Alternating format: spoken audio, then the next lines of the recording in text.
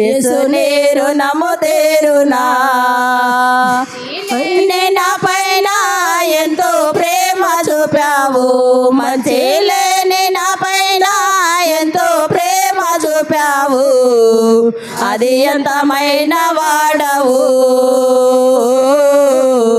మనవుని రూపమెత్తావు, అది ఎంతమైన వాడవు, మనవుని రూపమెత్తావు. దేవునికి స్తోత్రం కలుగును గాక. మంచి పాట వినిపించినటువంటి స్త్రీల సమాజం రేయి పగలు నీ పద సేవే యేసు ప్రభువా చేయుట మేలు, సాటి లేని దేవుడ నీవే, నాదు కోట కొండయు నీవే, సాటి లేని దేవుడ నీవే, నాదు కోట కొండయు నీవే. రేయి పగలు నీ సమయంలో వెనుక ఉన్న వారు ముందుకు రండి అమ్మా, ముందుకు రావాలి. యేసు ప్రభువా ముందుకు రావాలమ్మా, మేలు, వెనుక ఉన్న వాళ్ళు ముందుకు జరగాలి. దేవుడ నీవే, నాది కోట కొండయు నీవే, సాటి లేని దేవుడ నీవే, నాది కోట కొండయు నీవే. పరమపురిలో వరద నిరతం, దూతగణముల సుతులను సల్పి, పరమపురిలో వరద నిరతం, దూతగణముల సుతులను సల్పి, సోదుడా పరిశోధుడా భోజనుందే దేవుడ నీవే, సోదుడా పరిశోధుడను భోజనుందే దేవుడ నీవే. రేయి పగలు నీ పద సేవే యేసు ప్రభువా చేయుట మేలు, సాటి లేని దేవుడ నీవే, నాదు కోట కొండయు నీవే, సాటి లేని దేవుడ నీవే, నాదు కోట కొండయు నీవే.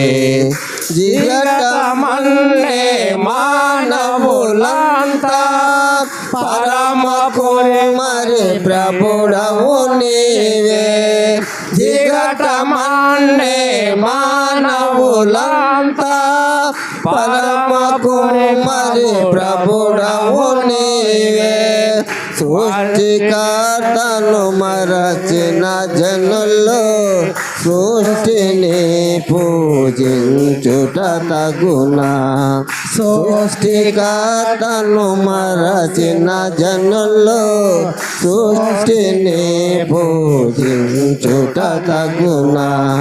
రేయి పగలు నీ పద సేవే యేసు ప్రభుని చేయుట మేలు, సాటి లేని దేవుడ నీవే, నాదు కోట కొండయు నీవే, సాటి లేని దేవుడ నీవే, నాదు కోట కొండయు నీవే.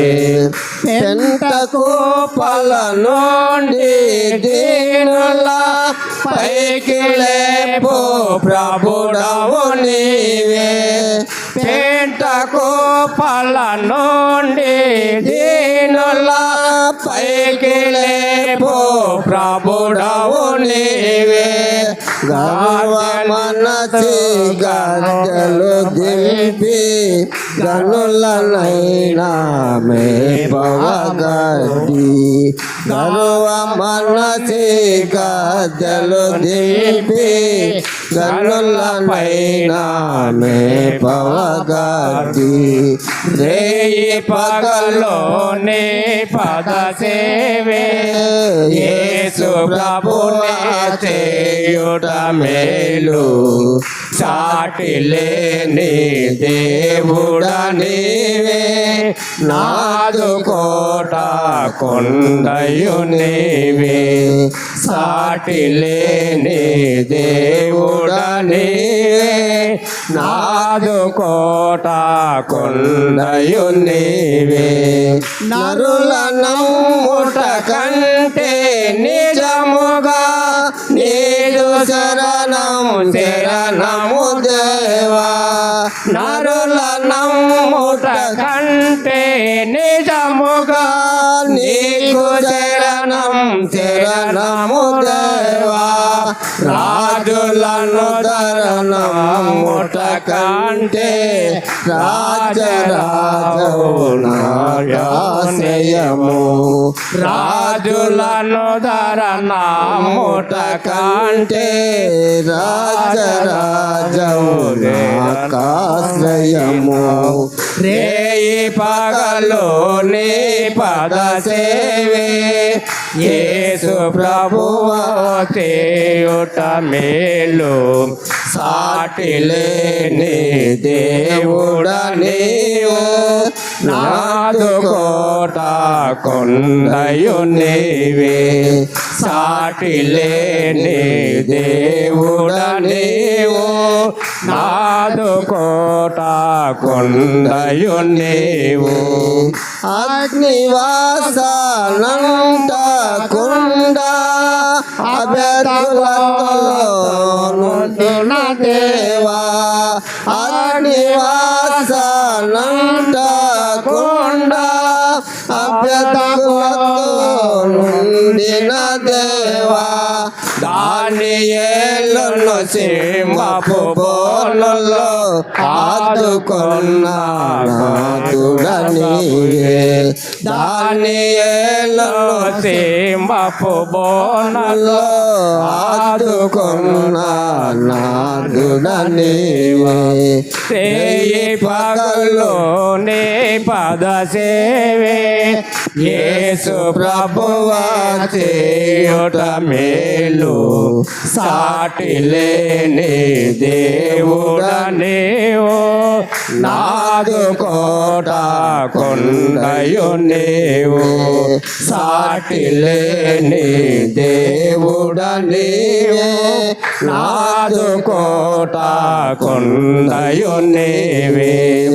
పరమ గురుడవు ప్రభులకు ప్రభుడు పరము చేర్చు పదము నీవే పరమ గురుడవు ప్రభులకు ప్రభుడవు పరము చేర్చు పదము నీవే అడుగు జాడల నడిచిన నొక్కు పరము చేరే ప్రాణము తోడా అడుగు జాడల నడిచిన నొక్కు పరమ చేరే ప్రాణము తోడా రేయి పగలు నీ పద సేవే యేసు ప్రభువా చేయుట మేలు సాటి లేని దేవుడా నీవు సాది కోట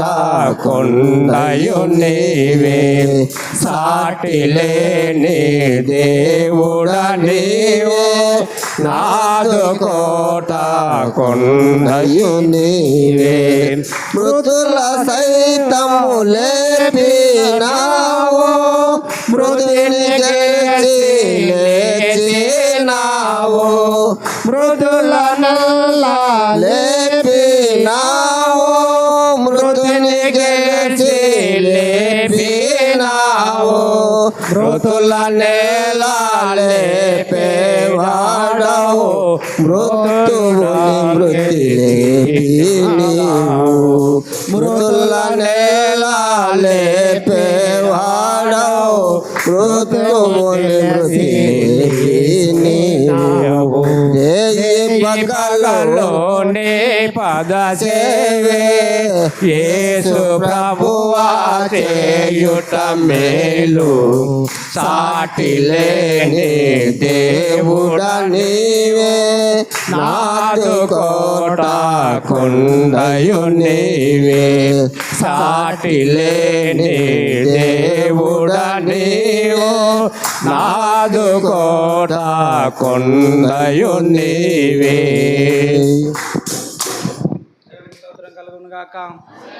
అందరం కూడా నిశ్శబ్దంగా కూర్చుందాం. ఎవరి ప్లేసుల్లో ఎవరి స్థలాల్లో వారు ముందుకు జరిగి కూర్చోవాలమ్మా. ప్రార్థన చేసుకుందాం. తలలు వంచండి. మహాపరిశుద్ధుడా, మహాగణుడా, మహోన్నతుడమైన మా గొప్ప దేవ, ఉదయకాలం ఆరాధనలో మీరు మాతో కూడా ఉండి నడిపించి పాటల ద్వారా మిమ్మల్ని స్తుతించిన మీ బిడ్డలు ఆత్మచేత సత్యము చేత ఆరాధించి ఉన్నారు. మా తండ్రి, వారి ఆరాధన మీరు ఆలకించి ఉన్నారని మేమందరం కూడా విశ్వసిస్తూ ఉన్నాం. మా తండ్రి, మా ప్రభువా, మీ స్వరము కొరకు, మీ మాటల కొరకు మేము ఎదురు చూస్తూ ఉన్నాం. ప్రభు అయిన యేసుక్రీస్తు వారి యొక్క జన్మదినము, పుట్టిన రోజు వేడుకలలో ప్రపంచవ్యాప్తంగా మేము కూడా ఒకరిముగా, మా సంఘము కూడా మా తండ్రి యొక్క సెమీ క్రిస్మస్లో పాలు పొందటానికి మీరు ఇచ్చినటువంటి దివ్యమైన అనుకూల సమయాన్ని బట్టి మీకు స్తోత్రాలు. ఈ దినమంతటి కొరకై మమ్మల్ని సిద్ధపరిచి ఈ క్రిస్మస్ వేడుకల్లో మీరు మాతో కూడా ఉండి పరలోక సంబంధమైనటువంటి అనేక క్రిస్మస్ దీవెన ఆశీర్వాదములు మాకు అందజేస్తారని కోరుకుంటూ మీ నోటి బూరగా, మీ చేతి పాత్రగా మమ్మల్ని వాడుకొని మీ మాటలే వినిపించమని, మా సొంత తలంపులు, మా సొంత నీతి దూరపరచమని యేసయ్య అతి పరిశుద్ధ నామములో ప్రార్థించి అడిగి వేడుకొనుచున్నాను మా తండ్రి, ఆమేన్. అందరూ కూడా మరి ఈ యొక్క సమయంలో దేవుని వాక్యమును కొన్ని నిమిషాలు మనం ధ్యానం చేసుకోవాలని మనవి చేస్తున్నాను. ఆది కాండము 22వ అధ్యాయము 18వ వచనము నుంచి మనము కొన్ని వచనాలు ధ్యానించుకుందాం. ఆది కాండము 22వ అధ్యాయము 18 నుంచి. అందరూ తీయండి. 18వ వచనము, ఆది కాండము 22:18వ వచనము. మరియు నీవు నా మాట వినినందున భూలోకములోని జనములన్నీ నీ సంతానము వలన ఆశీర్వదింపబడును. నా తోడని ప్రమాణము చేసి ఉన్నాను యెహోవా సెలవిచ్చెను. చాలుమా. దేవుడి యొక్క వాక్య భాగమును దీవించునుగాక. దేవుడు అంటున్నాడు, అబ్రహామా, నీవు నా మాట వినినందున నిన్ను ఆశీర్వదించబోతున్నాను. అబ్రహామా, నీవు నా మాట వినినందున నిన్ను ఆశీర్వదించబోతున్నాను. ఏం మాట విన్నాడు అబ్రహాము? ఏ మాట విన్నాడు? మాట వింటే ఆశీర్వదిస్తాడంట దేవుడు. దేవునికి స్తోత్రం కలుగును గాక. మాట వింటే ఆశీర్వదిస్తాడంట. మాట వినకపోతే లేవు, ఆశీర్వాదాలు లేవు. ఈరోజు మనము మాట వినే వాళ్ళముగా ఉన్నామా? మాట వినని వారముగా ఉన్నామా? ఈ యొక్క సెమీ క్రిస్మస్ సందర్భంగా ప్రభు అయిన యేసుక్రీస్తు వారి యొక్క జన్మ, పుట్టుక, ఆయన ఈ లోకమందు ప్రవేశించడం, దాన్నే క్రిస్మస్ అంటాం. ఆయన ఈ లోకమందు ప్రవేశించటం, కన్యక మరియ గర్భాన ఈ లోకమందు జన్మించాడు కాబట్టి మనము ఆయన రాకను బట్టి క్రిస్మస్ అని వేడుకలు జరుపుకొనుచున్నాం.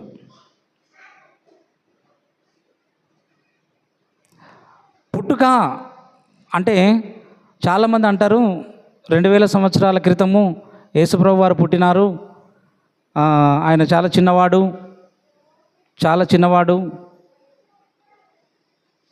అంటారు. మరియమ్మ గర్భాన ఆయన పుట్టలేదు. ఆయన అదే పుట్టుక, అదే జన్మ ప్రారంభం అనుకుంటారు చాలామంది. ఆయన చేతులు, ఆయన ప్రపంచములు దేవుని వాక్యం వలన నిర్మాణమైనవి అని వాక్యములో ఉంది. దేవునికి స్తోత్రం కలుగును గాక. ప్రపంచములు దేవుని వాక్యం వలన నిర్మాణమైనవి. భూమికి పునాది వేసిన వాడు ప్రభువైన యేసుక్రీస్తు వారు. ఆకాశ విశాలమును పరిచిన వాడు ప్రభువైన యేసుక్రీస్తు వారు. ప్రపంచములను సృష్టించిన వాడు ప్రభువైన యేసుక్రీస్తు వారు. దేవునికి స్తోత్రం కలుగును గాక. ఆదియందు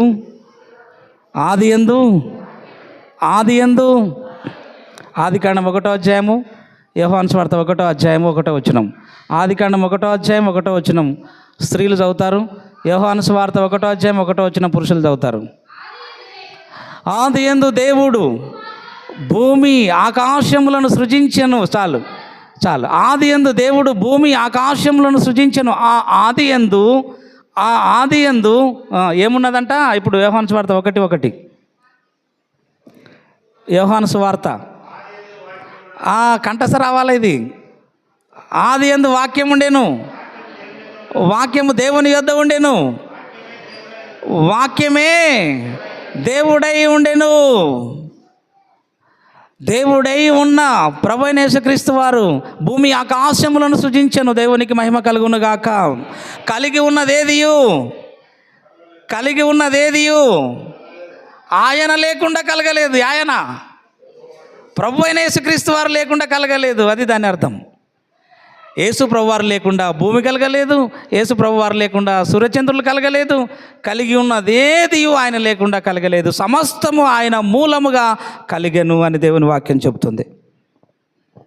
అయితే మరి ఇది ఏంటిది? యేసు ప్రభువారి మరియమ్మ గర్భాన శిశువుగా జన్మించడం ఇది ఏంటిది అంటే, హెబ్రీ పత్రిక 10వ అధ్యాయం 5వ వచనం ఒకసారి చదవండి. హెబ్రీ పత్రిక 10:5.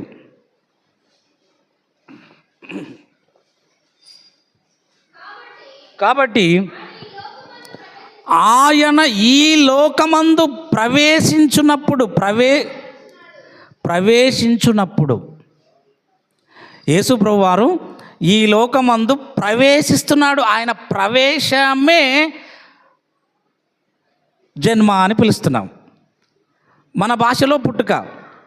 ఆయన ప్రవేశిస్తూ ఉన్నాడంట. ఈ లోకానికి ప్రవేశిస్తూ ఉన్నాడు బాలునిగా, శిశువుగా. ఆయన ఈ లోకానికి వస్తున్నాడు. ప్రవేశం అంటే వస్తున్నాడు, పరలోకం నుంచి దిగి వస్తున్నాడు మన కోసం. దానినే మనము సెలబ్రేట్ చేసుకుంటున్నాము. క్రీస్తు పుట్టినరోజు, క్రిస్మస్ అని. నిజానికి ఆయనకు చావు పుట్టుకలు లేవు. మొదటివాడు ఆయనే, కడపటివాడు ఆయనే, ఆదియు ఆయనే, అంతము ఆయనే, అల్ఫాయు ఆయనే, ఓ మేఘయు ఆయనే. బా, ఎంత గొప్ప వాక్యం కదా. నిజంగా ప్రభువైన యేసుక్రీస్తు వారు ఈ లోకానికి వచ్చిన ఆ దినాన్ని మనము క్రిస్మస్గా జరుపుకొనుచున్నాం. మన భాషలో పుట్టుక. ఆయన ఒక మరియ ద్వారా వచ్చాడు కాబట్టి ఈ భూమి మీదకి, దానిని మనము ప్రవేశాన్ని, ఈ లోకమందు ప్రవేశించాడు కాబట్టి మనము పుట్టి ఉన్నాడు అని పండుగలు చేసుకుంటున్నాం. ఈయన పుట్టుక గురించి కొన్ని మాటలు మనం ధ్యానం చేద్దాం. ఈయన పుట్టుక గురించి. ఆయన పుట్టకూడదని సాతాను, అపవాది కొన్ని అభ్యంతరాలు వ్యక్తం చేస్తూ వచ్చాడు చాలా సంవత్సరాల నుంచి. యేసు ప్రభువు వారు జన్మించకూడదు భూమి మీద, అనగా ఈ లోకానికి శరీర రీతిగా రాకూడదు, శరీరధారి అయి ఈ లోకానికి రాకూడదు. వస్తే ప్రపంచం అంతటికి కూడా విడుదల కలుగుతుంది, విమోచన కలుగుతుంది, పాపాలు క్షమిస్తాడు, అందరికీ ఉచితంగా రక్షణ ఇస్తాడు. అందుకని ఆయనని ఈ భూమి మీద రానివ్వకూడదు అని సాతాను ఏం చేశాడంటే, ఆయన జన్మకు ఆనాటి నుంచి కూడా అభ్యంతరాలు వ్యక్తం చేస్తూ వచ్చింది. దాని గురించి మనం కొన్ని నిమిషాలు బైబిల్ గ్రంథంలో పూర్తి వివరంగా మనం ధ్యానం చేసుకుందాం. ఇప్పుడు ఇందాక నేను చదివి వినిపించాను చూడండి. ఆదికాండం 22వ అధ్యాయం 18వ వచనంలోని మాట, వాక్య భాగంలోని అర్థం ఏంటంటే, అబ్రహామా, నీవు నా మాట వినినందున విన్నావు కాబట్టి నేను నిన్ను ఆశీర్వదిస్తా. అదే ఎన్నిసార్లు అబ్రహాము ఏ సమయాల్లో దేవుని మాట విన్నాడు? ఏం మాట విన్నాడు ఒకసారి చెప్పండి, ఒక మాట చెప్పండి, పలానా మాట విన్నాడు అని.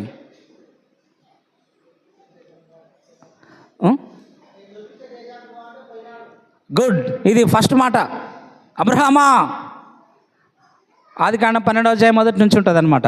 అబ్రహామా, ఏం ప్రభువా, ఎవరు? నేను నీ దేవుడైన యెహోవాను. చెప్పండి ప్రభువా, నేను చూపించే దేశానికి నీవు వెళ్ళాలి. ఏ దేశం అని అడగలేదు. అమెరికానా, పాకిస్తానా, ఇంకా రష్యాకి వెళ్తే బాగుంటుందా, చైనాకి వెళ్తే బాగుంటుందా, జపాన్కి వెళ్తే బాగుంటుందా? మంచి టెక్నాలజీ ఉన్న దేశం, అక్కడ బాగుంటుంది, కల్చర్ బాగుంటుంది. ఏ దేశానికి వెళ్ళాలి? అగ్రదేశం అమెరికానికి పోతే బాగుంటుంది కదా, డబ్బులు వస్తుంటాయి. అడగలేదు అబ్రాము ఏ దేశానికి ప్రభువా అని కూడా అడగలే. నువ్వు ప్రయాణం ఫస్ట్ నువ్వు బయలుదేరాలి, నువ్వు రెడీ అవ్వు ఫస్ట్. నీ తండ్రి ఇంటి నుండి, నీ దేశము నుండి, నీ బంధువుల యొద్ద నుండి, నీ యొక్క అన్నదమ్ముల యొద్ద నుండి, నీ తండ్రి ఇంటి నుండి అందరిని వదిలేసి నీ భార్యను తీసుకొని నీవు నీ భార్య మాత్రమే నేను చూపించే దేశానికి రండి అన్నాడు. అవునా ప్రభువా? సరే. ఇంటికి వెళ్ళి, ఏమే చారా, నాకు దేవుడు పిలుపునిచ్చాడు. నోవహు దేవుడంట, పితరుల దేవుడంట. ఈ దేశము నుంచి తాను చూపించే దేశానికి వెళ్ళమంటున్నాడు. ఎందుకు వెళ్ళాలి? ఇక్కడ బాగానే బతుకుతున్నాం కదా, మన జీవనం బాగానే బతుకుతున్నాం కదా, బాగానే గడుస్తుంది కదా. బొమ్మలు అమ్ముకుంటున్నాం, విగ్రహాలు తయారు చేస్తున్నాం, విగ్రహాల వ్యాపారం బాగానే ఉంది కదా. చిన్న చిన్న బుజ్జి విగ్రహాలు అమ్ముతున్నాం, పెద్ద పెద్ద విగ్రహాలు అమ్ముతున్నాం.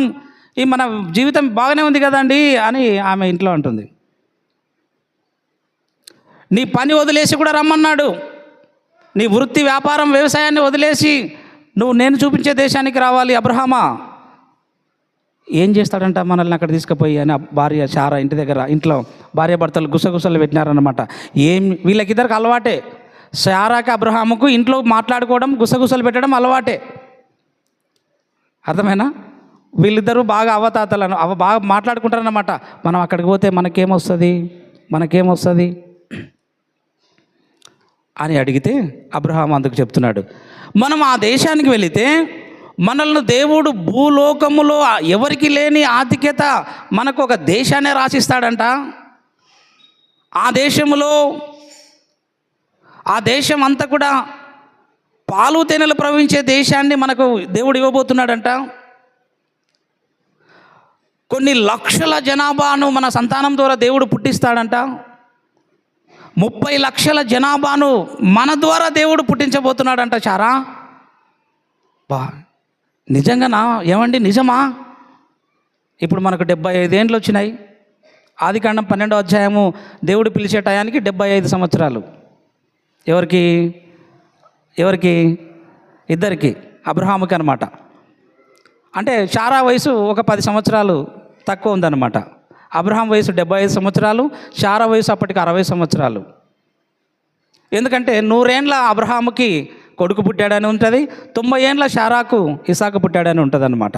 కాబట్టి 10 సంవత్సరాల డిఫరెంట్ వీళ్ళిద్దరికీ ఏజ్ గ్యాప్ ఉంది. కాబట్టి 75 సంవత్సరాలప్పుడు దేవుడు అబ్రహామును పిలిచాడు, 60 సంవత్సరాలప్పుడు శారాను పిలుచుకున్నాడు.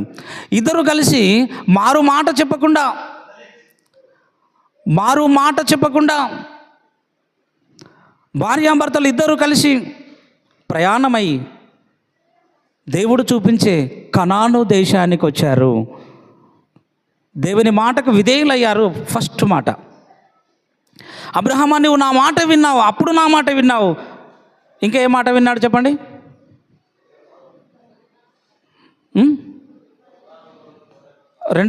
రెండవసారి ఏం మాట విన్నాడు చెప్పండి? అబ్రహామా నువ్వు నా మాట విన్నావు కాబట్టి నేను నిన్ను ఆశీర్వదిస్తా, నేను బ్లెస్ చేయబోతున్నా, నేను అనేక జనములకు తండ్రినిగా చేస్తున్నాను. ఇంకోసారి ఏం మాట విన్నాడు? దేవుని మాట చెప్పాలి. ఇప్పుడు మనం చదువుకున్న అధ్యాయంలోనే ఉంది, ఫస్ట్ నుంచి 22 అధ్యాయం అంతా అదే, 22 అధ్యాయం అంతా అదే.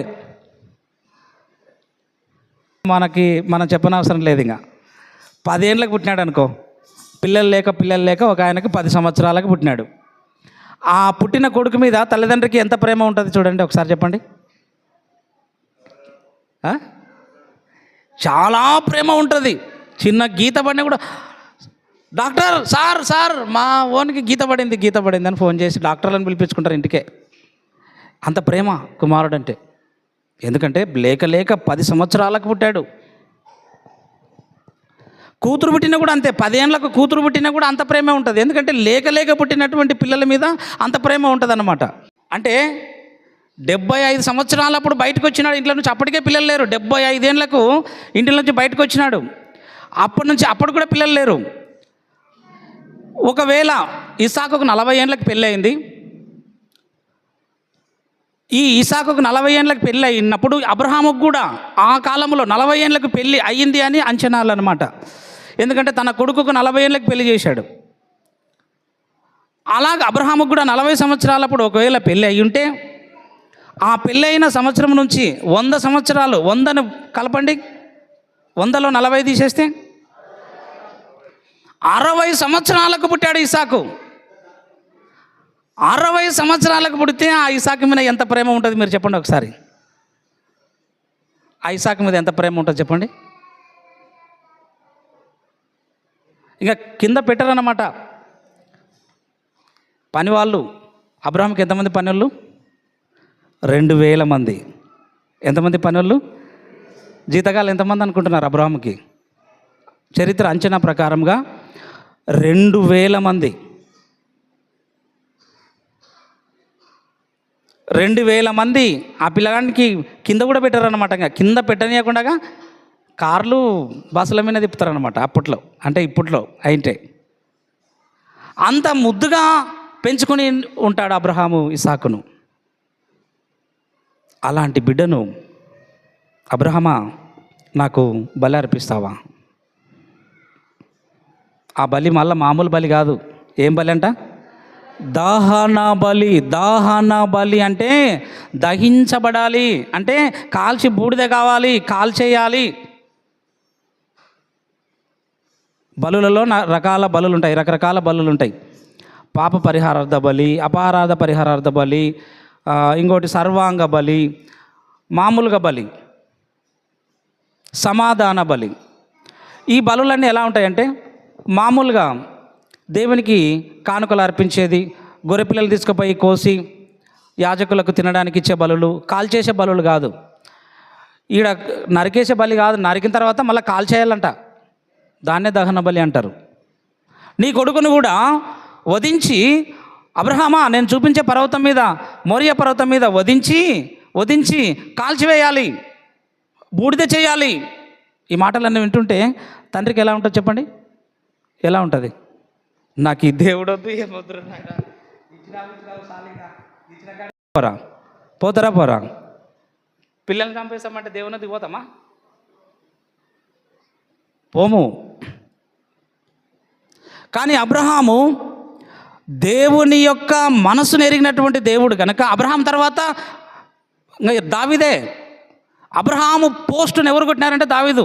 అబ్రహాము నుంచి దావీదు వరకు 14 తరాలు. అబ్రహాము తర్వాత 14 తరాలకు దావీదు వచ్చాడు. దేవునికి స్తోత్రం కలుగును గాక. అబ్రహాము దేవుని మాటను విన్నాడు, దేవుని హృదయాన్ని తెలుసుకున్నాడు అబ్రహాము. అందుకే అబ్రహాము దేవునికి ఏమయ్యాడంట? అబ్రహాం అంటున్నా నేను. అబ్రహాము దేవునికి ఏమయ్యాడు? రిలేషన్. అది కరెక్టే. అబ్రహాము దేవునికి స్నేహితుడు అనబడేను. అబ్రహాము దేవునికి స్నేహితుడు. భూమి మీద ఎవరికి ఆ బిరుదు రాలే, అబ్రహాముకు వచ్చింది. అబ్రహాము నా ఫ్రెండు. దావీదుకి వచ్చిన తర్వాత, దావీదు దగ్గరికి వచ్చిన తర్వాత దావీదు ఏమయ్యాడు దేవునికి? ఆయన హృదయానుసారుడయ్యాడు. నా హృదయంలో ఏదైతే ఉంటుందో అది దావీదు కనిపెట్టి చేస్తాడంట. చెప్పాల్సిన పని లేదు దావీదుకి. అబ్రహాముకి అయితే చెబితే చేశాడు, దావీదు అయితే చెప్పకుండా చేస్తాడంట దావీదు. ఒకసారి గట్టిగా చప్పట్లు కొడదామా దావీదు కొరకు? కట్టాలి, గట్టిగా కట్టాలి చప్పట్లు. దేవునికి స్తోత్రం కలుగును గాక. దావీదు చెప్పకపోయినా చేస్తాడంట దేవుని కొరకు. అసలు ఏం చేసినాడు సార్ దావీదు చెప్పకుండా అంటే, మందిరం కట్టమని దేవుడు అసలే చెప్పలేదు. మందిరము కట్టమని దేవుడు అసలు చెప్పలే. చెప్పకపోయినా నేనైతే ఇల్లు కట్టుకోండా, నేనైతే బంగారు మేడ కట్టుకున్నాను, దేవదారం రాండ్ల చేత అంతస్తులో ఉన్నాను, మరి చర్చి చూస్తే గుడిసె ఉంది, దేవుని సన్నిధి అయితే గుడిసెలో ఉంది, నేను 2వ అంతస్తులో ఉండా, ఆయననేమో మా దేవుని ఆలయమేమో కింద ఉంది మట్టిలో, అది కూడా చిన్న బట్టతోని డేరాతోనుంది. ఇదేమో నాకు మనసు ఒప్పడం లేదు, ఈ బిల్డింగ్లో నిద్ర రావటం లేదు, ఈ బిల్డింగ్లో మనకు నిద్ర రావటం లేదు అన్నాడు ఆయన. అని ఎందుకైనా మంచిది సేవకుని పిలిపించి అడుగుతానని పాస్టర్ని పిలిచినాడు. పాస్టర్ని పిలిచి, సార్ సమూయేలు గ్రంథము, మొదటి సమూయేలు గ్రంథం 17వ అధ్యాయంలో ఉండి ఉంటుందన్నమాట. ఒకసారి చదువుదామన్నమాట. రండి. 2వ సమూయేలు గ్రంథము 7వ అధ్యాయము.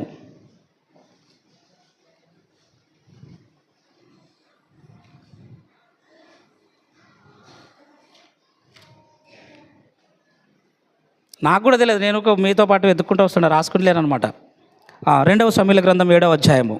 అలా పోతుంటే దేవుడు అది దొరికిస్తాడనమాట. అందుకని మీరు కూడా బైబిల్ చదవాలనేది. నేను చదివినాను కాబట్టి అది ఎక్కడుందో పోతా, రాసుకోకుండా చక్క దాని దగ్గర పోతానమాట. 2వ సమూయేలు గ్రంథం 7వ అధ్యాయం మొదటి నుంచి. విజయమిచ్చి తరువాత కాపురముండి నాతాను అనే ఒక ప్రవక్తను పిలిపించి, నేనైతే దేవదారు మ్రాన్లతో కట్టిన నగరి యందు వాసము చేయుచుండగా దేవుని మందసము డేరాలో నిలిచి ఉన్నదనగా, నేనైతే దేవదారు మ్రాన్ల చేత విలువైన వస్తువుల చేత కట్టబడిన మందిరములో ఉన్నాను, దేవుని మందిరం అయితే గుడారములో ఉన్నది. ఇది దేవుడు చెప్పలేదు అసలు దావీదుకు. దావీదే తెలుసుకొని, దేవా నీకు ఒక మందిరం కడతాను, అది ఈ ప్రపంచంలో ఎక్కడా లేని విధంగా నేను కడతాను, కీర్తి ప్రఖ్యాతులు గల మందిరముగా కడతాను, ఇటువంటిది ఏ దేశమందు లేనట్టుగా నీకు నేను ఆలయం కడతాను అని ఆయన నిర్మించుకున్న బిల్డింగ్ భవంతులో ఆయన నిద్ర వచ్చలేదంట ఆయనకి. ఇప్పుడు మన మందిరం ప్రతిష్ఠ ఆగిపోయిందంటే కమ్మగా మంచిగా నిద్రపోతాం మనం. దావీదుకు నిద్ర రాలేదంట. అందుకే దేవుని హృదయానుసారుడు అయ్యాడు దావీదు. ఎందుకు ప్రతిష్ఠ ఆగిపోయింది అని నిద్ర రాకుండా ఉందా మనకి ఎప్పుడన్నా? మంచిగా పొద్దుంటాం కదా, ఆలోచన చేయాలి. దావీదు ఆలోచన చేసినాడు. నీ ప్రతిష్ఠ ఆగిపోయింది, ఇబ్బందులు ఉన్నాయి, డబ్బు కావాలి, ద్రవ్యం కావాలి, మరి ఎలా అని నిద్ర పట్టకూడదు మనకి. దావీదుకు నిద్ర లేదు అసలు. నేను ఈ యొక్క బిల్డింగ్లో నాకు నిద్ర రావట్లేదు, నేను నిద్రపోను నా బిల్డింగ్లో, నేను ఎలా ఉండాలి ఈ బిల్డింగ్లో, మందిరం అయితే లేదు. అందుకే అడక్కున్న దేవునికి మందిరం కట్టాడు దావీదు మహారాజు. మందిరం కొరకు ఆలోచన కలిగి ఉన్నాడు దావీదు మహారాజు. అందుకే దేవుని హృదయానుసారుడు అయ్యాడు. నీవు నా హృదయానుసారుడివి అన్నాడు. నా ఉద్దేశములన్నీ నెరవేర్చువాడు ఎవరు అంటే దావీదే. నా ఉద్దేశములన్నీ నెరవేర్చేది ఎవరమ్మా? నా ఉద్దేశములన్నీ నెరవేర్చే వాళ్ళు భూమి మీద ఎవరు? దావీదు ఒక్కడే. ఆ క్రెడిట్ ఇంకెవరికి రాలేదు, ఆ బిరుదు ఎవరికి రాలేదు, దావీదుకు ఒక్కడికే వచ్చింది. నా ఉద్దేశములు నా నెరవేర్చేవాడు, నా ఆలోచనలన్నీ కూడా కనిపెట్టేది ఎవరంటే దావీదు మహారాజే అని. అబ్రహాము తర్వాత దావీదు మహారాజు ఆ యొక్క బిరుదును, ఆ యొక్క సొంతాన్ని, ఆ హక్కును సొంతం చేసుకున్నాడు. రైట్. ఇప్పుడు మనం ఎక్కడో ఉన్నాం కదమ్మా, ఏమో చదువుతుంటే మనం ఎక్కడెక్కడో ఏదో మాట్లాడుతుంటాం కదమ్మా, ఏదో ఏ సందర్భం గురించో మనం ధ్యానం చేస్తూ ఉంటాం కదా. చెప్పండి. మళ్ళీ ఫస్ట్కి తీసుకుపోవాలా. దేవుడు తలంపు ఇచ్చినప్పుడు ఇలా వెళ్తుంటాం, మళ్ళీ మనము ప్రారంభంలోకి రావాలా, మనం ధ్యానించే అంశం దగ్గరికి రావాలా. ఎక్కడున్నాము? అబ్రహామా, నీ యొక్క ఇందువలన నీవు నా మాట విన్నందున నేను నిన్ను ఆశీర్వదించబోతున్నాను. ఎలా ఆశీర్వదిస్తాను అంటే, నీ ఒక్కడైన కుమారుని నాకు ఇవ్వడానికి నువ్వు వెనుతీయలేదు గనుక. ఆ మాటని చదువుకుందాం. 15వ వచనం నుంచి, 22వ అధ్యాయము 15వ వచనం నుంచి. యెహోవా దూత రెండవ మారు పరలోకము నుండి అబ్రహామును పిలిచి ఇట్లనెను, నీకు ఒక్కడే అయ్యున్న నీ కుమారుని వెను తీయక ఈ కార్యము చేసినందున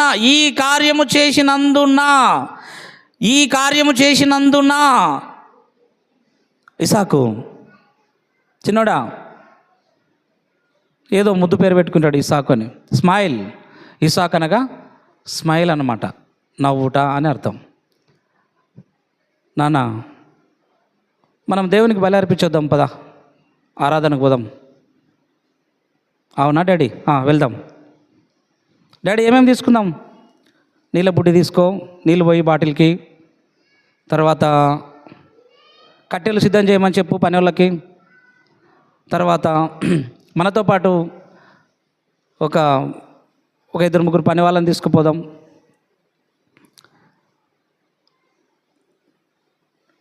రెడీ చేసుకో, నిప్పు సిద్ధపరచు. డాడీ అన్నీ ఉన్నాయి, ఇంకా పోదామా? ఇద్దరు కలిసి ప్రయాణమైనారు, పర్వతం మీదకి పోతున్నారు.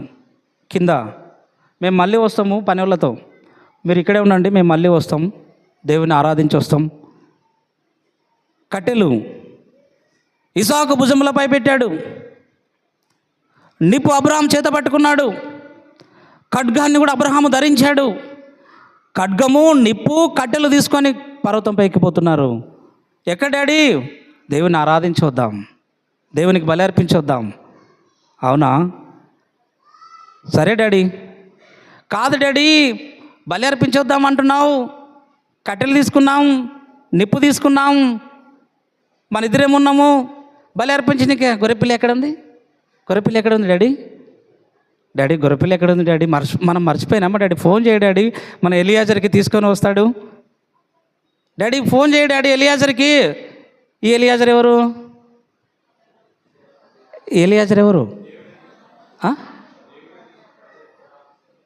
నేనేమని అడుగుతున్నా? ఈ ఎలియాజర్ ఎవరు అని అడుగుతున్నా.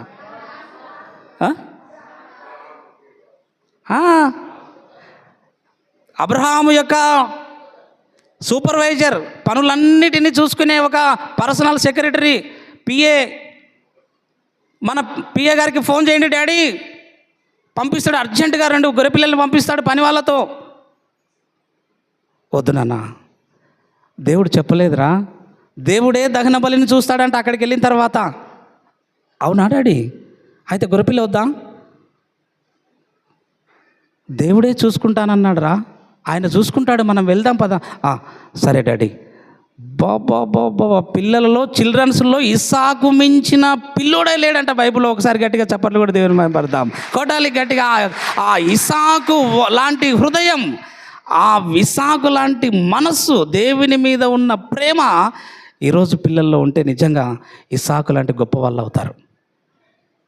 తండ్రి మాట మీరకుండా ఎవరో అడవులకు వెళ్ళిన ఆయన కానీ తండ్రి మాట వినకుండా దహన బలి మీద కట్టెల మీద పండుకునేది ఉన్నాడంటే అది ఒక ఇస్సాకే.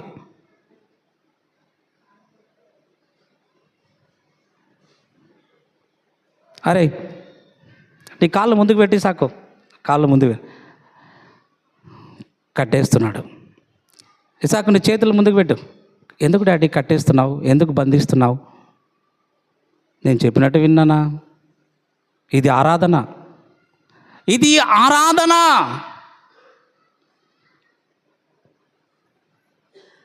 కాళ్ళు చేతులు కట్టేసి కట్టెల మీద పడుకోబెట్టాడు. అంతవరకు బదులు చెప్పలేదు తండ్రికి.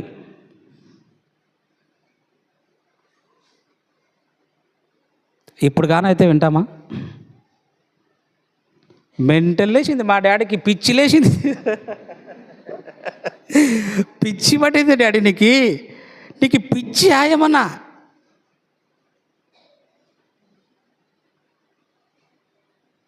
ఇసాకు ఈరోజు ప్రభు అయిన యేసుక్రీస్తు వారికి సాదృశ్యంగా ఉన్నాడు. హల్లెలూయా. ఇస్సాకు ఎవరో కాదు, ప్రభు అయిన యేసుక్రీస్తు వారికి సాదృశ్యంగా ఉన్నాడు. ఇస్సాకు తండ్రి మాట మీరకుండా కట్టెలపై నరకబడడానికి, వధించబడడానికి, సంహరించబడడానికి ఏ విధంగా అయితే పరుండబెట్టబడ్డాడో అదేవిధంగా ప్రభు అయిన యేసుక్రీస్తు వారు కూడా ఈ లోకమందు ప్రవేశించింది ఎందుకు అనుకుంటున్నారు? క్రిస్మస్లో ఎందుకు ప్రవేశించాడు అనుకుంటున్నారు? ఆయన కూడా దేవుని మాట తీసివేయకుండా తన తండ్రి అయిన దేవుని మాట వినకుండా సిలువపై బలి అర్పించబడటానికే దిగి వచ్చాడు. దేవునికి స్తోత్రం కలుగును గాక. క్రిస్మస్ రోజు సిలువపై తన ప్రాణాన్ని అర్పించటానికి ఈ లోకానికి దిగి వచ్చిన రోజు క్రిస్మస్ అంటే.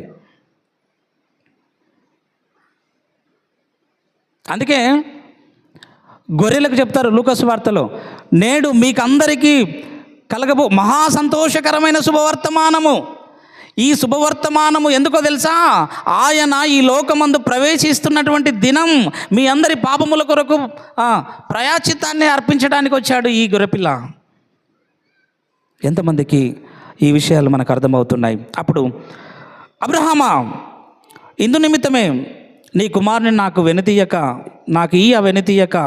ఈ కార్యం చేసినందున 17వ వచనం, నేను నిన్ను ఆశీర్వదించి ఆకాశ నక్షత్రముల వలె సముద్ర తీరమందలి ఇసుక వలె నీ సంతానమును నిశ్చయముగా విస్తరింపజేసేదను. నీ సంతతి వారు తమ శత్రువుల గవిని స్వాధీనపరుచుకుందురు.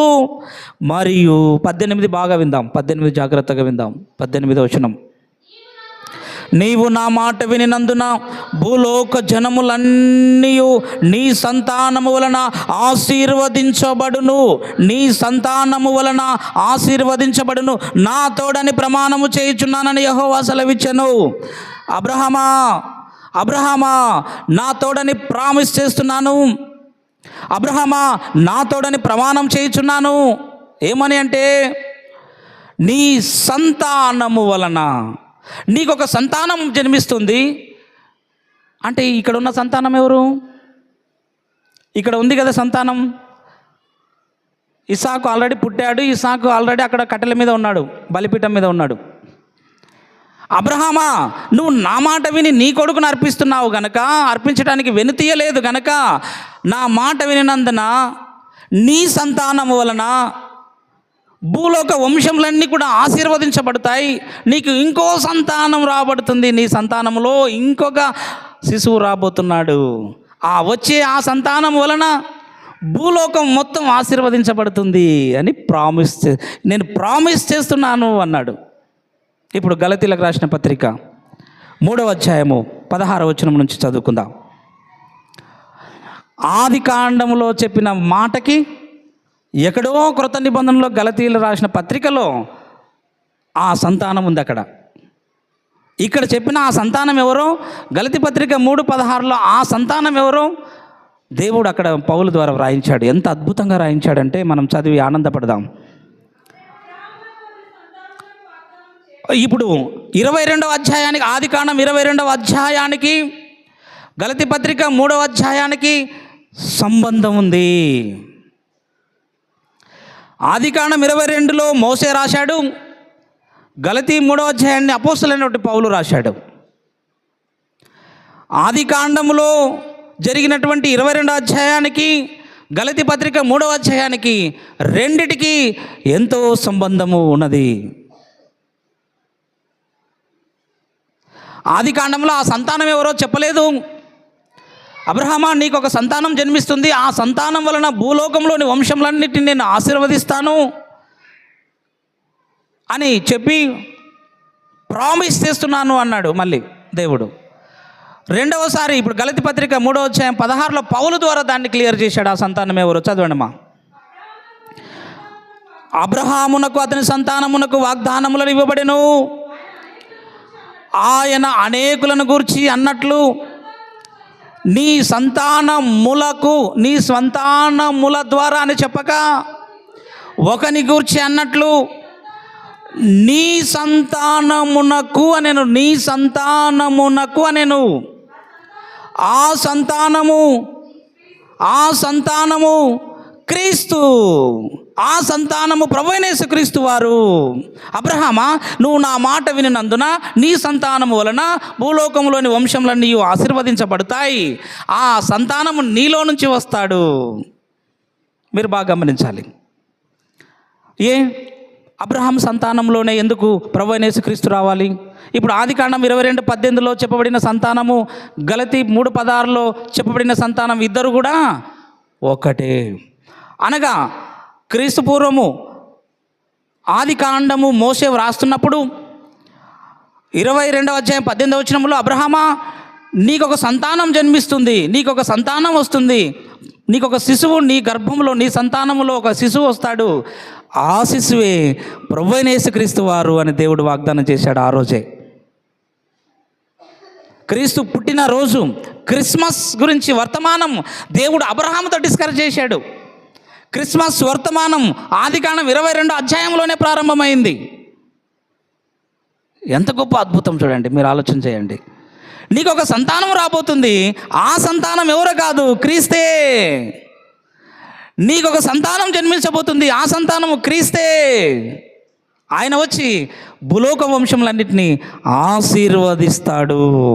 ఎఫెసీయులకు రాసిన పత్రిక ఎలా ఆశీర్వదించబడతారో, ఆ సంతానం వలన ఎలా ఆశీర్వదించబడతారో మనము చదువుకొని ముగించే ప్రయత్నంలోనికి వద్దాం. ఎఫెసీయులకు రాసిన పత్రిక 1:3 చదవండి. మన ప్రభు అయిన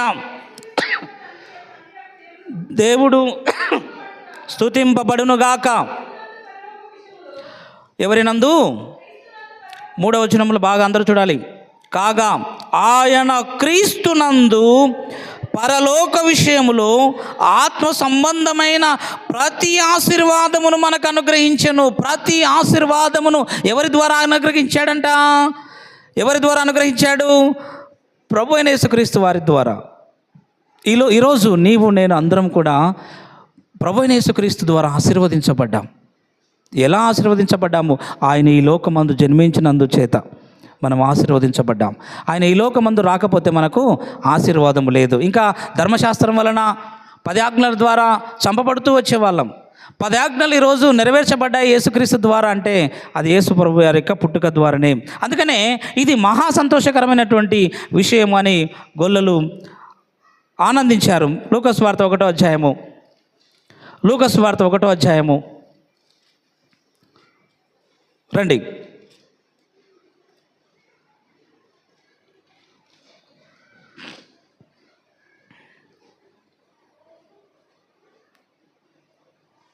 ఇరవై ఎనిమిదో వచనం. ఆ దూత లోపలికి వచ్చి ఆమెను చూచి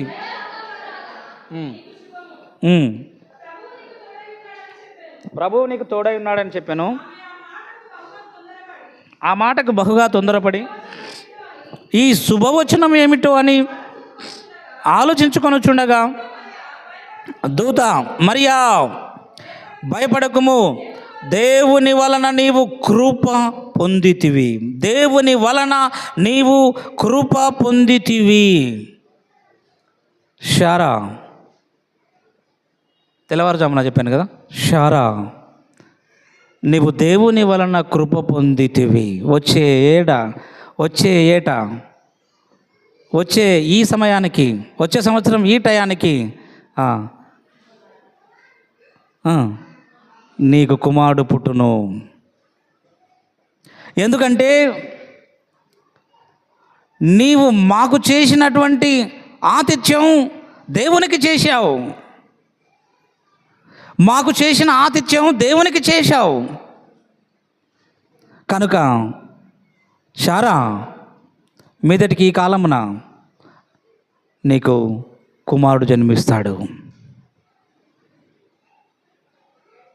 ఆలోచన చేద్దాం. దేవుని చేత కృప పొందాలి. ఇశ్రాయేలు దేశంలో కన్యకలే లేనట్టు, ఇశ్రాయేలు దేశంలో స్త్రీలే లేనట్టు మరియ దగ్గరికే రావాలా దేవదూత? చాలామంది పరిశుద్ధులు ఉన్నారు, చాలామంది నీతిమంతులు ఉన్నారు, చాలామంది ఉన్నారు. కానీ దేవుని చేత కృప పొందినటువంటి స్త్రీ మరియా. ఇశ్రాయేలు దేశంలో ఒక మరియను దేవదూత ఏర్పరచుకుందంటే మరియా నీతిమంతురాలు, పరిశుద్ధురాలు.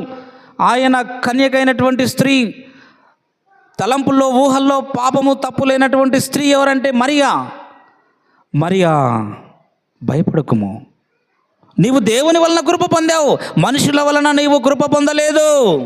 ఏ మనుషులు కూడా నీ మీద దయ చూపమని చెప్పలేదు, దేవుడే నీ మీద కృప చూపించాడు. ఈరోజు ఎంతమంది స్త్రీలలో ఎంతమంది దేవుని మీద ఆనుకొని ఉన్నారు, దేవుని చేత కృప పొందిన స్త్రీలుగా మనం ఉన్నాం. శారా కృప పొందిన స్త్రీగా దీవించబడింది, మరియా కృప పొందిన స్త్రీగా దీవించబడుతూ ఉంది. చదుమ్మా. ఈ శుభవచనం ఏమిటో అని ఆలోచించుకొని చూడగా దూత, మరియా భయపడకుము, నీవు దేవుని వలన కృప పొందితివి, ఇదిగో నీవు గర్భము ధరించి కుమారుని కని ఆయనకు యేసు అను పేరు పెట్టుదువు, ఆయన గొప్పవాడై సర్వోన్నతుని కుమారుడు అని అనబడును. ప్రభు అయిన దేవుడు ఆయన తండ్రి అయిన దావీదు సింహాసనమును ఆయనకిచ్చును, ఆయన యాకోబు వంశస్థులను యుగయుగములు ఏలును, ఆయన రాజ్యము అంతము లేనిదై ఉండును అని ఆమెతో చెప్పెను. చాలు. మరియా భయపడకము, నీకు ఒక కుమారుడు జన్మిస్తాడు, ఆ కుమారుడు సర్వోన్నతుని కుమారుడు అనబడును. దేవుడు ఆయన తండ్రి అయిన దావీదు సింహాసనమును ఇచ్చును. మీకు ఇప్పుడు అర్థం కావాలి. ఇంకా యేసుప్రభు వారు రాజేనా? యేసుప్రభు రాజా కాదా? ఒక మాట చెప్పండి. గుడ్. మత్తయి వార్త 2వ అధ్యాయం చదవండి, రండి.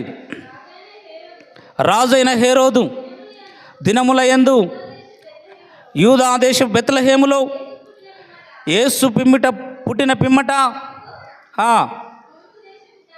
తూర్పు దేశపు జ్ఞానులు యెరూషలేమునకు వచ్చి యూదా రాజుకు బాగా చదవమ్మా. ఆది నీ ఒక అక్షరం మిస్ అయిందంటే నాకు ఇక్కడ అది ఏమంటారు అరుస్తుంది, కికి అని కంప్యూటర్ రాంగ్ బటన్ వచ్చినావు నువ్వు వాడని. బాగా చదవమ్మా. యూదుల రాజుగా ఆ మాట చదవాలి. అది అనమాట మనకు కావాల్సిన పాయింట్ ఏంటిదంటే, యూదుల రాజుగా పుట్టినవాడు, యూదులకు రాజు పుట్టాడంట. ఆ రాజు ఎక్కడున్నాడు? మేము తెలుసుకోవడానికి వచ్చాం, మేము కానుకలు ఇవ్వడానికి వచ్చాం, మేము బంగారు బోలము సమర్పించడానికి వచ్చాం. ఆ రాజు ఎవరో చెప్పండి. రాజు దగ్గరికి వెళ్ళి రాజు ఆడుంటాడని అడుగుతున్నారు అనమాట.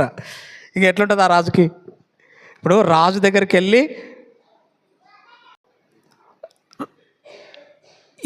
హేరోదు అనగానే యూదులకు రాజు దగ్గరికి వెళ్ళి రాజు ఎక్కడున్నాడు అని అడుగుతున్నారు. ఎట్లుంటుంది చెప్పండి? ఇంకా నన్ను కాదని మరొక రాజు యూదుల మీద అభిషేకించబడ్డా?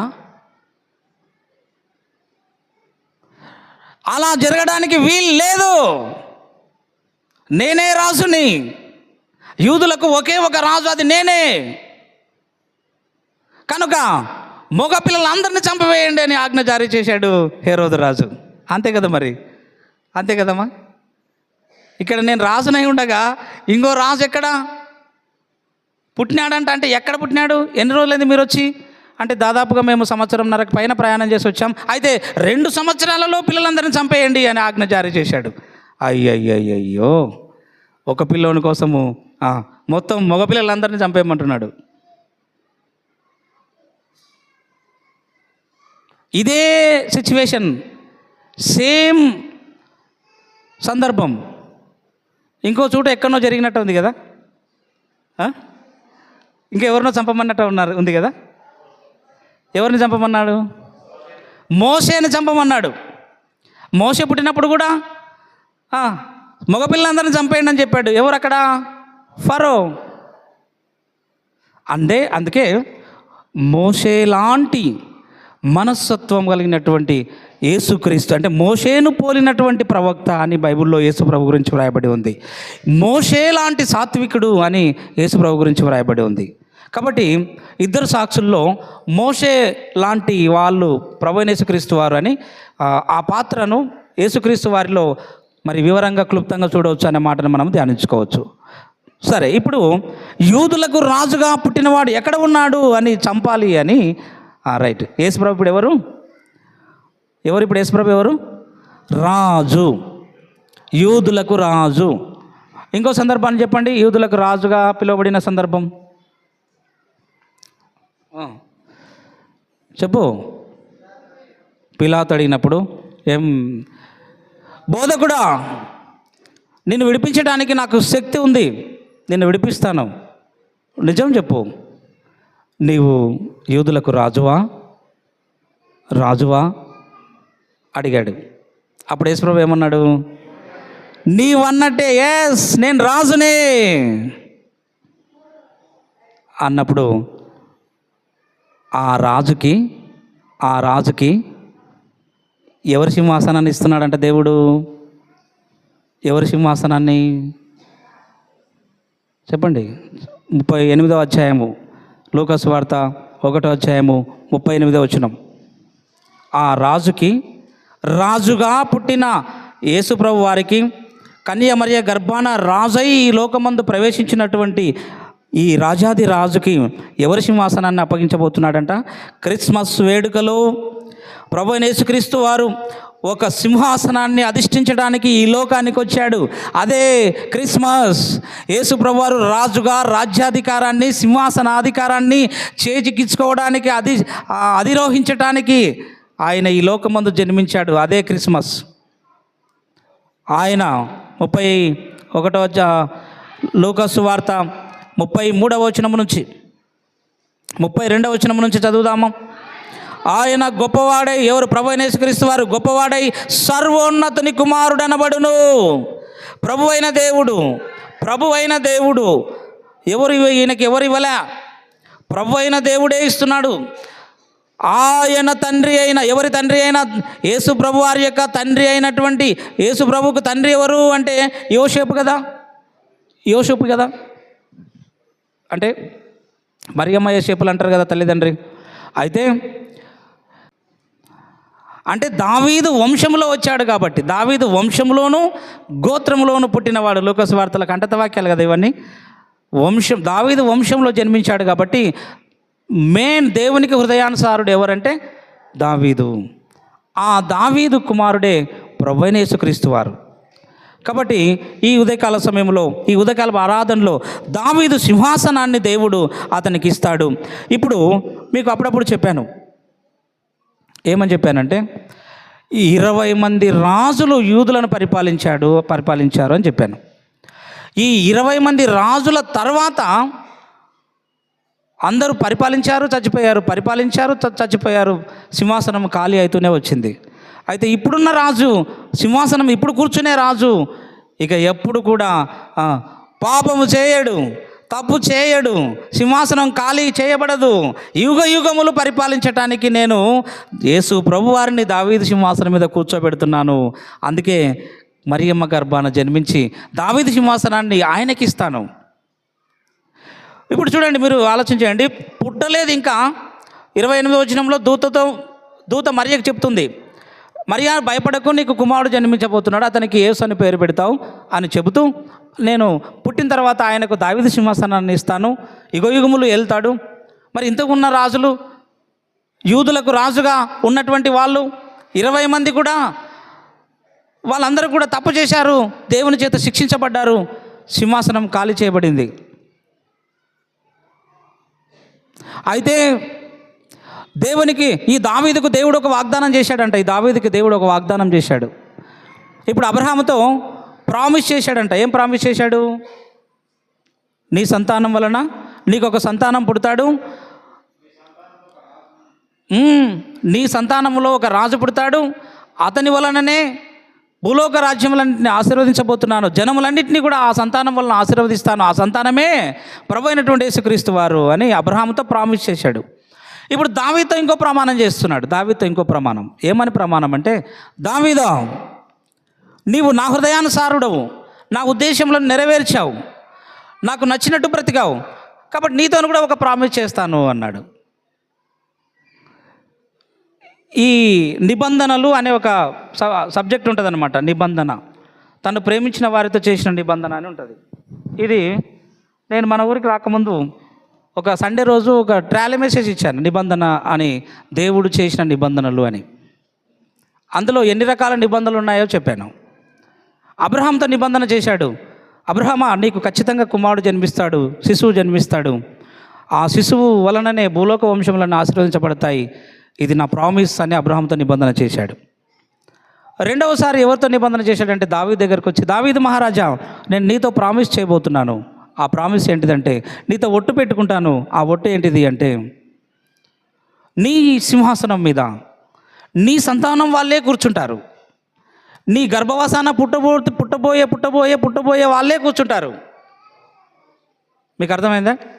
దావీదు అంటే పిల్లలే ఆ సంతానం ఆ సింహాసనం మీద కూర్చోవాలి, వేరే వాళ్ళు కాదు.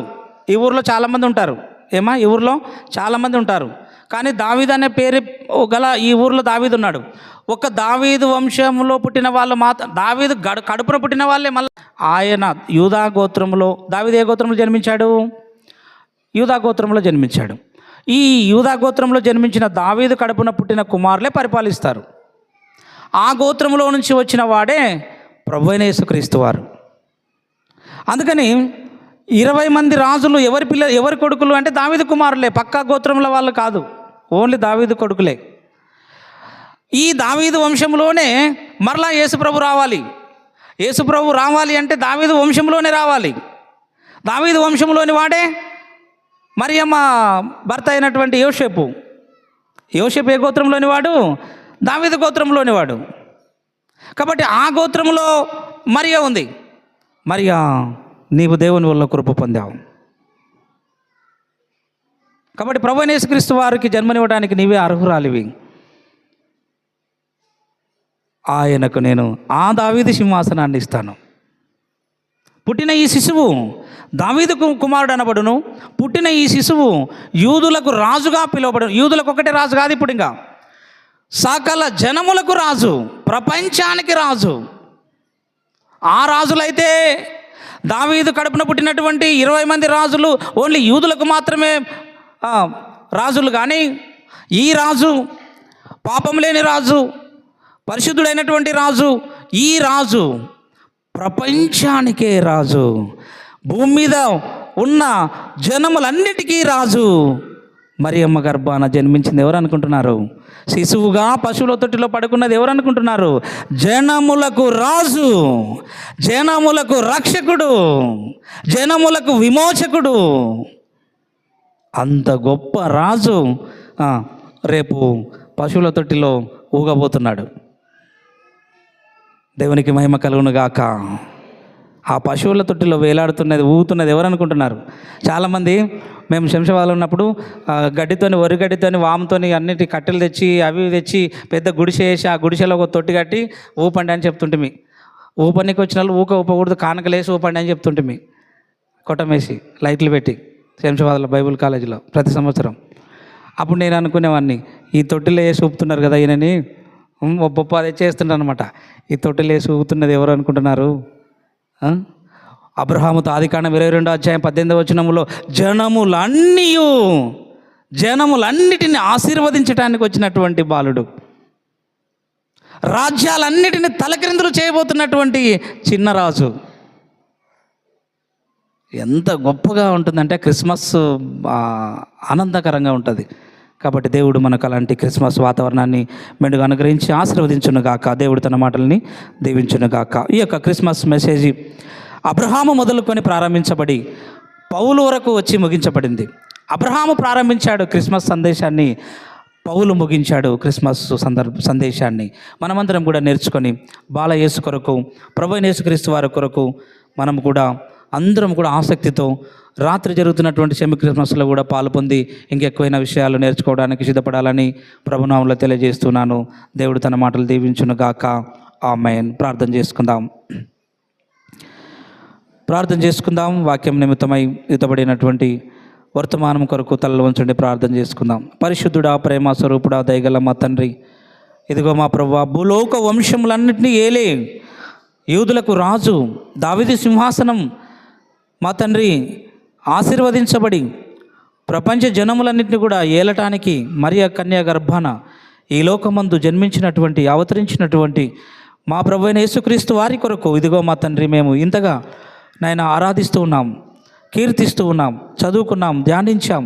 లేఖనముల ద్వారా అనేక సంగతులు సత్యములను మేము గమనించాం, గ్రహించాం.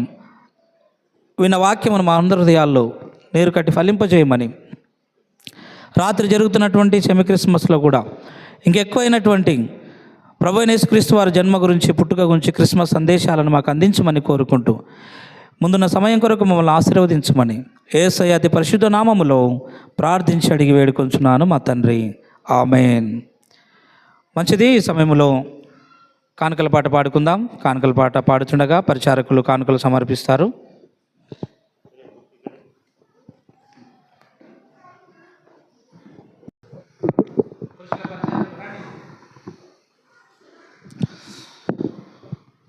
హలో. హాయిగా సుఖాలు పొంది రేయి పగలు గడుపువాడా, హాయిగా సుఖాలు పొంది రేయి పగలు గడుపువాడా, నీడ వంటి సుఖాలు నీకు అశాశ్వతమని తెలుసుకొనుము. నీడ వంటి సుఖాలు నీకు అశాశ్వతమని తెలుసుకొనుము. ఆదిగా సుఖాలు పొంది రేయి పగలు గడుపువాడా, తినుము త్రాగుము సుఖించు మనుచు ధనికుడొకడు తలంచినాడు.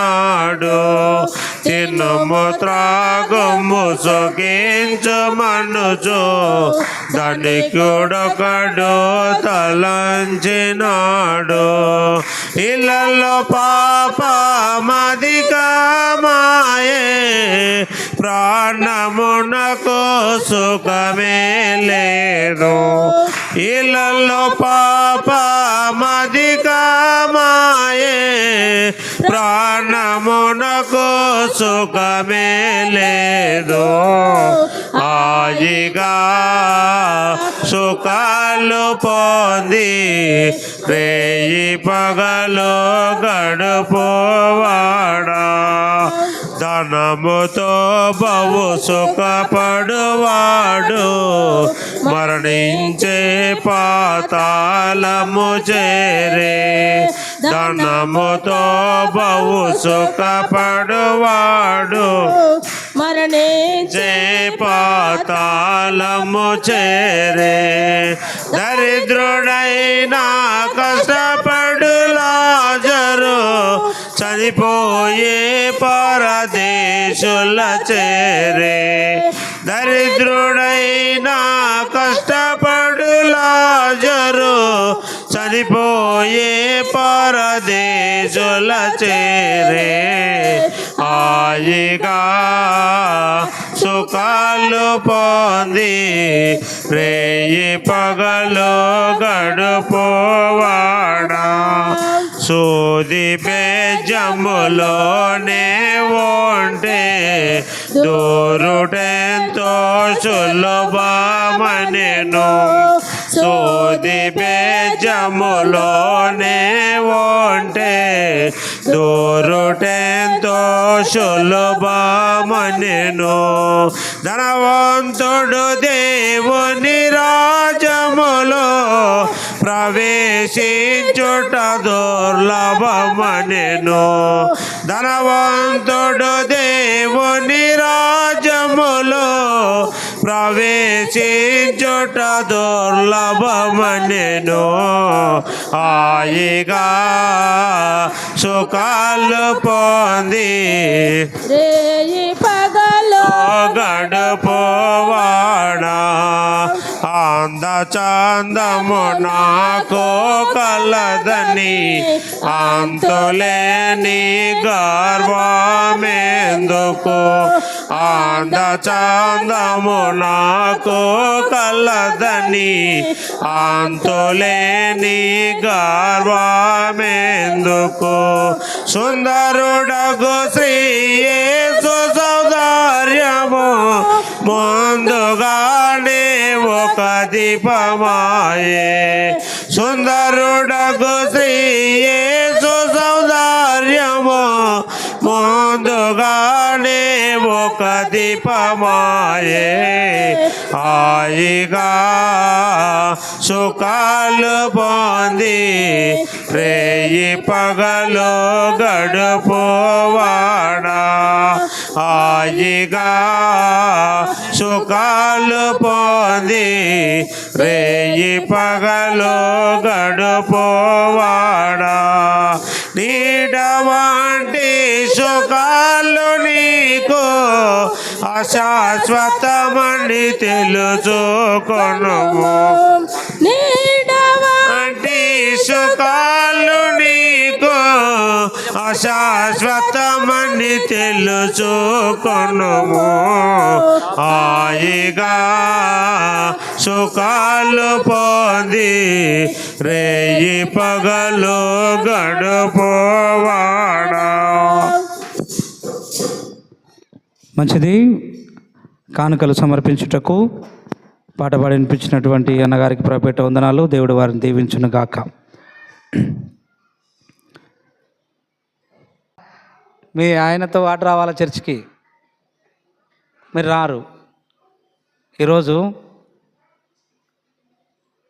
పాట పడినారు అక్క అన్న. ప్రతి ఆదివారము ప్రతి కూడికలో ఇద్దరు ఉంటారు. వాళ్ళిద్దరు గొప్పగా చెప్పేది, ఇది గొప్పతనం కూడా కాదు. దేవుని సన్నిధికి ఎలా రావాలి అంటే నీవు నీ భార్య. అబ్రహామా, నేను చూపించే దేశానికి నువ్వు ఒకడే ఇవ్వమన్నాడా? ఏమన్నాడు? ఎవరెవరు పోయినారు? పిల్లలు పోయినారా? పిల్లలు లేరు అప్పుడు. ఇంకా భార్య ఇద్దరే పోయినారు. మరి ఇప్పుడు నీకు తెలియదు అని అబ్రహాంని ఇంటికాడ పెట్టి శారా ఒక్కతే పోయిందే? చెప్పండి, శారా ఒక్కతే పోయిందే? నేను కూడా వస్తాను అనుకుంటా పోయిందనమాట. ఇద్దరు రావాలా దేవుని ఆలయానికి. ఒక ఆయన అయితే ప్రతి ఆదివారం బండి మీద ఎక్కించుకొని వస్తాడు అమ్మగారిని. ఇద్దరు కలిసి బండి మీద వస్తారు. నాకు చాలా సంతోషం అనిపించింది. నీవు గుడికి వెళ్ళేటప్పుడు, మందిరానికి వెళ్ళేటప్పుడు నీకు సాటి అయిన సహాయం నీ పక్కన ఉండాలా మందిరముకు ఆరాధించటానికి. ఇప్పుడు ఇంతమంది ఉన్నారు, ఈడ మాత్రం లేరు అంటే కారణం ఎవరంటే స్త్రీలే. మీరే. మిమ్మల్ని దేవుళ్ళు లెక్క అడుగుతాడు? అడగడా లెక్క? మిమ్మల్ని అందరం లెక్క అడుగుతాడు. ఒకరు ఎత్తబడతారు, ఒకరు విలువబడతారు. అట్లా భార్యతో మనము కుటుంబంతో దేవుని సన్నిధికి వస్తే దేవుడు ఆనందించి అప్పుడు మీ ఇంటికి వస్తాడు. ఎక్కడ వస్తాడు? మీ ఇంటికి వస్తాడు. అబ్రహామా, నీ భార్యను ఎక్కించుకొని, నీ భార్యను తొలుకొని బండి ఎక్కించుకొని నేను చూపించే దేశానికి వచ్చావు కాబట్టి ఆ దేశంలోనికి నేను మీ ఇంటికి వస్తాను భోజనానికని ఆ ముగ్గురు దేవదూతలు ఇంటికి వచ్చినారంట. ఎందుకు? భార్యాభర్తలు ఇద్దరు వచ్చినందుకు ముగ్గురు వచ్చినారు ఇంటికి ఆశీర్వదించటానికి. మీరిద్దరు ఇక్కడ వస్తే ముగ్గురు మీ ఇంటికి వస్తారు వెళ్ళేటప్పుడు. మీకు ఇంతకన్నా ఎక్కువ నేను చెప్పలేను. ఇంకా వారం ఏమండి చర్చికి పోదాంపా, మీరు చెప్తే ఈయనని భూమి మీద వినని మనిషి లేడు. మీరు చెప్తే ఏ భర్త అయినా వినాల్సిందే. కొన్నిసార్లు ఆలోచన చేయండి. భర్త కూడా నీతో పాటు పరలోకం రావాలని మందిరానికి తీసుకురండి. అప్పుడు వెళ్ళేటప్పుడు మీతో పాటు దేవుడు మీ ఇంటికి వస్తాడు, మన ఇంటికి వస్తాడు. హల్లెలూయా. ఆ విధంగా మనము దేవుని మహిమపరుద్దాం. మంచిది. ఈ సమయంలో ప్రకటనలు ఉన్నాయి. సంఘ వార ప్రకటనలు కార్యక్రమాలు ఉన్నాయి. సెక్రటరీ లేడు కాబట్టి మన మధ్యలో కృపన్న గారు ఉన్నారు. వారు లేచి కొన్ని ప్రకటనలు తెలియజేయాలని మనవి చేస్తున్నాను.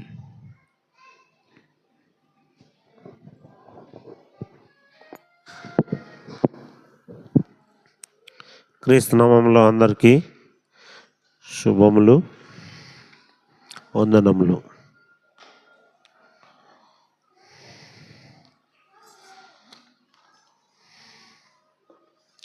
ఈరోజు సెమీ క్రిస్మస్ కొరకు మరి ప్రత్యేకంగా మరి వాళ్ళ యొక్క కుటుంబాలు ప్రేమించి మరి తిప్పన్న గారి నాగలన్న ఒక కాటన్ నూనె, మంచి నూనె ఇచ్చినాడు.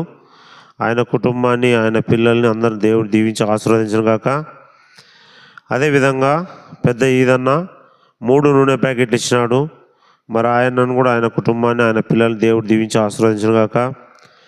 లబ్బరి అంజి 1000 రూపాయలు ఇచ్చినాడు.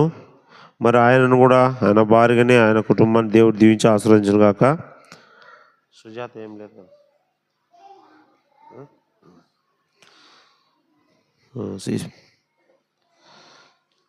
మరి ఈరోజు కార్యక్రమానికి మరి ఈ నూనెలు ఇవి అవసరం ఉంటుంది కాబట్టి మరి వాళ్ళు ఇచ్చినారు. మరి అదేవిధంగా మరి సంఘ పెద్దలు అందరూ మరి వస్తువులు దానికి పోయినారు. దయచేసి మీరు అందరూ ఇన్నే ఉండి భోజనం చేసి వచ్చి మరి వంట కార్యక్రమం కొరకు వాళ్ళు తెస్తారు.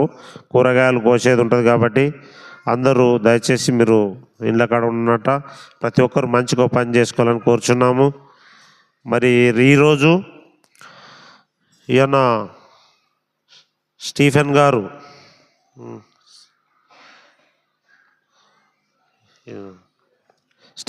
ఈయన ఈరోజు గద్వాలకు వస్తున్నాడు. మరి పాటలు బృందం, మరి స్థలము ఎన్జీ ఫంక్షన్ హాలు జంషేడు గద్వాల్లో ఉంటుంది. మరి ఎవరన్నా పోయే వాళ్ళు ఉంటే పోయి వినవచ్చు. మనది ఈడ ఉంటుంది కాబట్టి ఈరోజు ఇది ఉంది. సాయంత్రం 5:30 ఉంది. మరి ఆహ్వానించేవారు కాశపోగు జానయ్య గారు. మరి ఎవరన్నా దయచేసి మరి పోయేవాళ్ళు ఉంటే మీ ఆసక్తి కలిగి పోవాలనుకుంటే పోవచ్చు. ఎన్జీ ఫంక్షన్ హాల్ జంషేడ్ దగ్గర,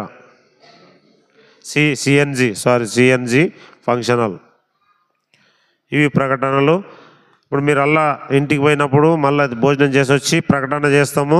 కూరగాయలు వచ్చిన తర్వాత అందరు వచ్చి మరి నిన్నైతే ఎంతో శ్రమపడి మరి సంఘ స్త్రీలు మరి బియ్యం చేసినారు. మరి ఇప్పుడు కూడా మరి అది కూరగాయలకు సహకరించాలని కోరుచున్నాం.